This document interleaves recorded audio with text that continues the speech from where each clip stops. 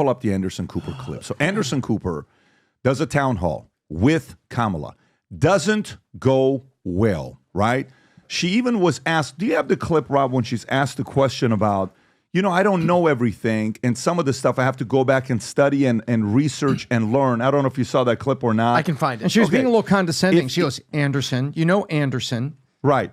Well, I mean, there is this part when guys are reacting to it saying, wait a minute, you've been a vice president for all these years and you're saying you don't have the answer? And she says, yeah, I got to go back and do some research. Is that the one, Rob, or is it a different one? That was when they asked if there's any mistakes that she's made. No, not that one. So why don't you play the clip of Anderson Cooper reacting, and again, in the interim, we'll find the clip.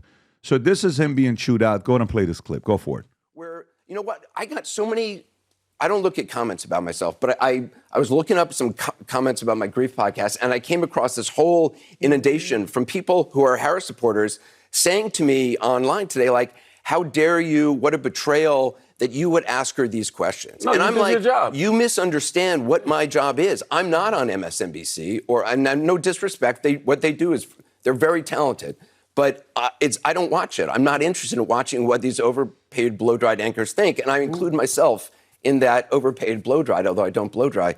I am overpaid. But I'm not interested in the anchor's opinion. I'm interested in facts and letting the viewers make up their own mind. So anyway, I'm sorry this devolved into something else. But I like Gordon. How do you process this, Eric? Listen, guys, it's a joke. I mean, this is a person that's running the United States of America. This is a person who's sitting on the largest nuclear stockpile in the world. This is a person, you have President Xi out there that wants to eat our lunch. Economically, militarily, they want to win the war against the United States, guys, without there ever being a shot fired, right? Just make no mistake about it. And you have a person who literally can't get through a sentence. You have a person who doesn't understand basic taxation in this country. You have it's insane, and you have an entire mainstream media that's covering up for her. And guys, it's actually the greatest thing, Patrick. It's the greatest thing for you, because the mainstream media in this country is shooting itself in the head. No one trusts it anymore, right? Anderson Cooper sits in a building in Columbus Circle with thousands of people. The overhead is hundreds and hundreds and hundreds of millions of dollars every single year, and they have 300,000 listeners. Mm-hmm. I mean, they've got no one. It's not even worth going on the show, versus independent guys like you that aren't being told what to say by kind of corporate America, who's pulling in tens and tens and tens of millions of listeners. People don't trust them anymore, and the more they carry on these games, I think the better, the worse they're certainly going to do, the better you're going to do, but. Listen, guys, it's an embarrassment. That whole town hall was an embarrassment. I mean, she couldn't name one self-deprecating fact about herself, which I think is actually the clip that you were trying to play, where she goes, one self-deprecating thing about me is sometimes I have to go back and do research, and I mean, it didn't make sense. You're sitting there saying, how is this person going to deal with Putin? How is this person going to solve wars? How is this person going to bring Russia and Ukraine together, a conflict that we've spent $200 billion on? Millions of lives at this point, destroyed cities, and she can't answer a question from a woman about taxation in the United States of America. Yet this is the commander in chief. Guys, this is the United States of America. We can do a hell of a lot better than this. And but the fact is, they give her a free pass for just about everything.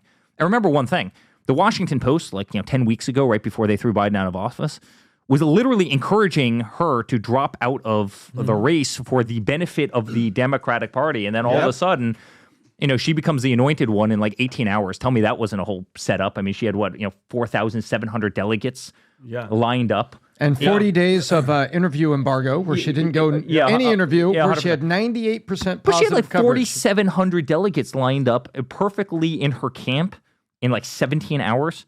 No one could do that. And then all of a sudden the media changes their tune. She's like the modern day Margaret Thatcher of the United States. Give me a break. No one buys this nonsense. And it's infuriating to see. It's infuriating because I'm a guy who just loves red, white, and blue.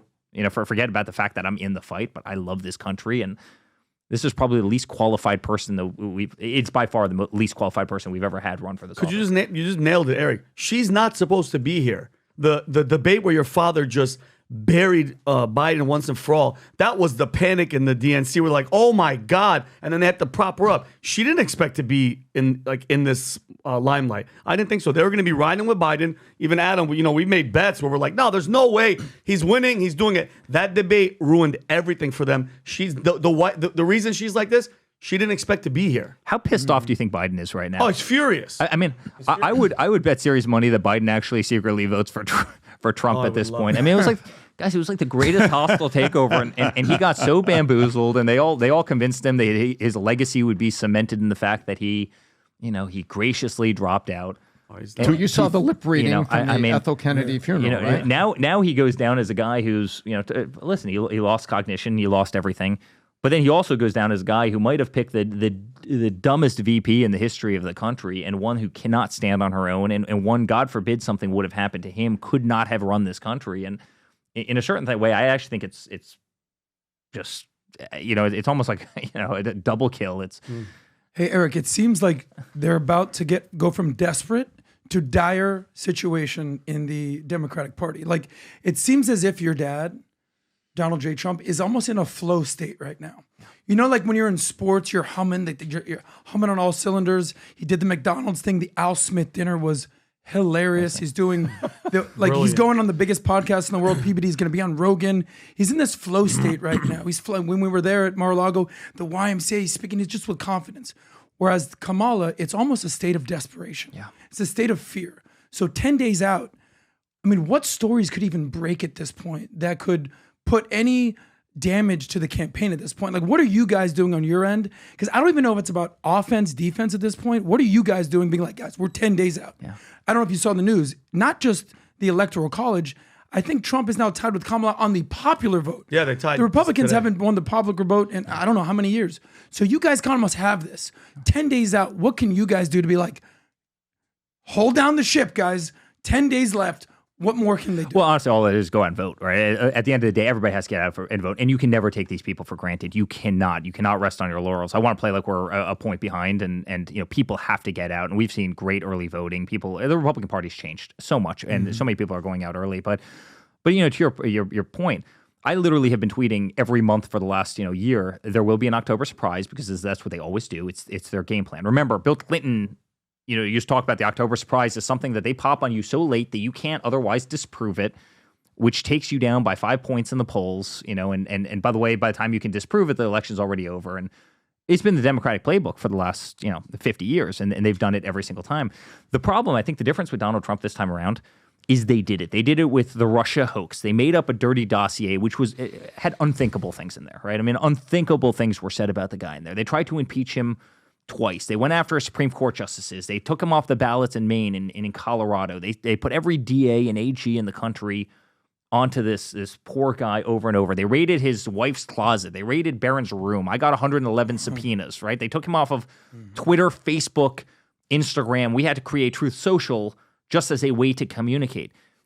Guys, they've tried damn near everything, and a lot of people in this country will say they tried to kill him, right? Yep. Right. So they've tried everything to take Donald Trump out of the race. You think them coming out and saying that, a general who was, by the way, one of the least impressive people I've ever met in my entire life, considers Donald Trump a fascist. Sean Kelly. At this point, after 10 years, do you think this is going to be like the deciding blow? Of course not. Of course not. What's ironic about this whole conversation is Doug Emhoff, right? He's accused of beating some, could in the street. In the street. A witness by apparently a lot of people. I mean, this is what's being reported all over the place. Could you imagine if that was Donald Trump? I mean, disqualified, and they don't even want to talk about it. I mean, they literally don't want to even bring up the story. That's how corrupt the mainstream media is. And obviously you guys are and a lot of other people are, but I almost don't think, they'll try for as many October surprises as they can get because that's their game plan. But I think, it's no longer sticky, right? They've thrown so much crap at a wall. It just no longer sticks because how many times can you cry wolf? You just, That's why I think it won't work. Like, unless there's nothing short of a worldwide pandemic, no story, no person coming out, no tabloid is going to do anything against a Teflon Don at this point. We know that at this point. No story is going to break the barrier between what he has going on versus her. But guys, at the end of the day, I mean, just look at the difference in 4 years, right? I mean, come back to it. Somebody might not like, a tough tweet. My father's a very direct guy, and I love. Listen, we're New Yorkers, right? We love direct, no BS, kind of tough. But people haven't gotten a wage increase. More people working 3-4 jobs than ever before. 25% of this country is behind on their electrical bills. This is the United States of America. How the hell is 25% of the country behind on electrical bills. You have the highest credit card debt in history in this country. And by the way, no one talks about the fact that that's, before the buy now, pay later schemes, right? Which is hundreds of billions of dollars. No one talks about that. Nothing's working, right? All the while you've had 10% inflation, compounding inflation, damn near it. Anybody who actually thinks that, the 6% inflation number is a real number, anybody who runs a business knows that these are kind of fake numbers. So you've had stagnation in wage growth. You've had massive inflation, so you've created this massive kind of delta. People are so crammed down. They're losing the American dream. Nothing works. I mean, imagine being like a 22-year-old kid who falls in love, comes out of college, comes out of school, wants to buy a house. So the housing is double based on inflation. The fact of every 2x4 is now $12 versus, $2 under my father. Fuel costs, everything else, building materials. And now you have to go out and get a mortgage for what? 8%? 9% if you can even get financing on it. I mean, they've made the American dream unaffordable, and everybody realizes that. And I don't care how many times somebody comes out and makes up these silly sound bites that we've heard for 50 years. They've called every Republican for 50 years a fascist. It's kind of interesting that they call my father a fascist, whereas he's the one guy who didn't want to get into a war. He's the one guy who pulled us out of every single war. Sure. Isn't that kind of ironic, right? I mean, he criticizes the greatest war machine in the history of the world, which has become us over the last 20 years. He kept us out of every single war, yet they call him a fascist. I mean, I kind of find that a little ironic, right? Mm-hmm. Tonight it ends at midnight. I just want to remind everybody. Next week we're running a sweepstake for next week, the big game next week, Game 5 in New York against LA, October 30th. And this is what we're doing. For every dollar spent on merch, vtmerch.com, we got 15 new hats. This is officially the number one selling new hat that came about. We got a bunch of other ones there. The polo shirts are going left and right, but for every dollar you spend on merch, up to $1,000, it will go into sweepstakes. And then tomorrow we will pull a name, and one of you will be joining us next Wednesday, October 30th at Game 5. And we're excited about it, but it ends tonight, Tom, if I'm not mistaken, at midnight. Do you have any other thing? And by the way, we'll get you one ticket. You'll be with us. One seat when you join us. And on top of that, $2,500 for flight and room. And Tom, maybe if you got any other thing to add to it. No purchase necessary for the PBD Podcast 2024 Baseball Sweepstakes, sponsored by Valuetainment and open only to legal residents of the United States and District of Columbia, 18 years and older. Entry deadline again tonight, October 25th at 11:59, midnight tonight. For full entry and rules, visit vtmerch.com, where you can buy the merchandise. $1 spent, one entry in the contest, up to $1,000 spent. And you can also find it in the description for this episode of the podcast, found on the PBD Podcast channel on YouTube. Void where prohibited by law. So if you like this clip and you want to watch another one, click right here. And if you want to watch the entire podcast, click right here.